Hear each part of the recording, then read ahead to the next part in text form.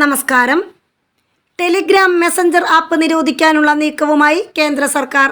ചൂതാട്ടവും പണം തട്ടിപ്പും അടക്കമുള്ള കേസുകളിൽ സൈബർ ക്രൈം കോർഡിനേഷൻ സെന്ററും IT മന്ത്രാലയവും ആപ്പിനെതിരെ അന്വേഷണം ആരംഭിച്ചു.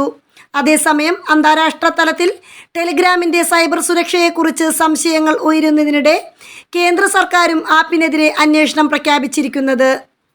വിവിധ ക്രിമിനൽ പ്രവർത്തനങ്ങൾക്ക് ടെലിഗ്രാം ഉപയോഗിക്കുന്നുവെന്ന ആശങ്കയുടെ അടിസ്ഥാനത്തിലാണ് അന്വേഷണം.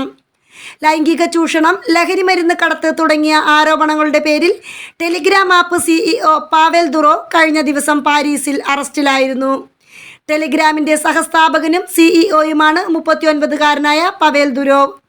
പ്ലാറ്റ്ഫോമിലെ ക്രിമിനൽ പ്രവർത്തനങ്ങൾ തടയുന്നതിൽ പരാജയപ്പെട്ടതിനാലാണ് ഫ്രഞ്ച് അധികൃതർ ദുറോവിനെ അറസ്റ്റ് ചെയ്തത്. കഴിഞ്ഞ ശനിയാഴ്ച വൈകിട്ട് പാരീസിൻ്റെ പ്രാന്തപ്രദേശത്തുള്ള ലെ ബൂർഗറ്റ് വിമാനത്താവളത്തിൽ വച്ചാണ് പവേൽ ദുരോവിനെ അറസ്റ്റ് ചെയ്തത്. അതേസമയം പവേൽ ദുരോവിൻ്റെ അറസ്റ്റിൽ ഫ്രാൻസിനെതിരെ ശക്തമായി പ്രതികരിച്ച് സോഷ്യൽ മീഡിയ പ്ലാറ്റ്ഫോം ടെലിഗ്രാം രംഗത്ത് വന്നു. പ്ലാറ്റ്ഫോമിൻ്റെ ദുരുപയോഗത്തിൽ ഉടമയ്ക്കെതിരെ കേസെടുക്കുന്നത് അസംബന്ധമാണ്. പ്രശ്നം അതിവേഗം പരിഹരിക്കുമെന്നാണ് പ്രതീക്ഷയെന്നും ടെലിഗ്രാം അധികൃതർ വ്യക്തമാക്കി.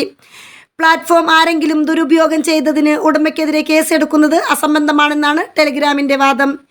യൂറോപ്പിലെ എല്ലാ നിയമങ്ങളും അനുസരിക്കുന്ന ആപ്പാണ് ടെലിഗ്രാം. പ്രശ്നം അതിവേഗം പരിഹരിക്കുമെന്ന് പ്രതീക്ഷിക്കുന്നതായും കമ്പനി വ്യക്തമാക്കി. News desk മലയാളാക്ഷരം.